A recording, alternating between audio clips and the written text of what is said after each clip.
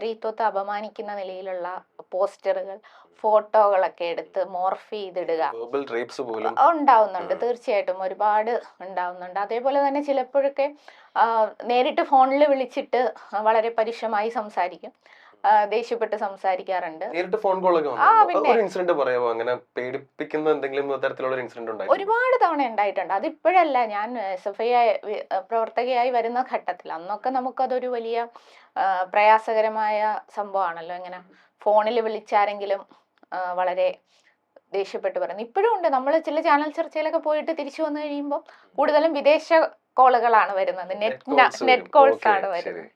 Net calls വരുമ്പോഴേ നമുക്കറിയാം ഇതാണ്.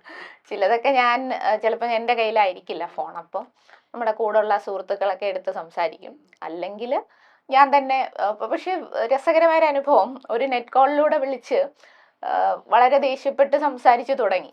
ഞാൻ പറഞ്ഞ ആ ചേട്ടാ ഏതാണ് ചേട്ടന് പ്രശ്നമായത്? അപ്പോൾ അത് നിങ്ങൾ അങ്ങനെ എന്താ ഇന്ന് പറഞ്ഞത്, അതിൽ അർത്ഥമില്ല, അതങ്ങനല്ല. ഞാൻ പിന്നെ ആണോ ചേട്ടാ, അതിൽ ഏത് ഭാഗമാണ് ചേട്ടാ, ഏത് മിനിറ്റിലായിരുന്നു പ്രശ്നം എന്ന് പറഞ്ഞ് സംസാരിച്ച് കഴിഞ്ഞപ്പോൾ പുള്ളിക്ക് ഭയങ്കര ഒരു സ്നേഹം വന്നു. അപ്പോൾ പുള്ളി പറഞ്ഞു, ഇല്ല ഞാൻ ഇങ്ങനല്ല കേട്ടോ, ചിന്താജറോം എന്ന് പറഞ്ഞപ്പോൾ ഞാൻ കരുതി നിങ്ങൾ കുറച്ചുകൂടി തിരിച്ച് എൻ്റെ അടുത്ത് ദേഷ്യപ്പെട്ട് സംസാരിക്കുമെന്ന്.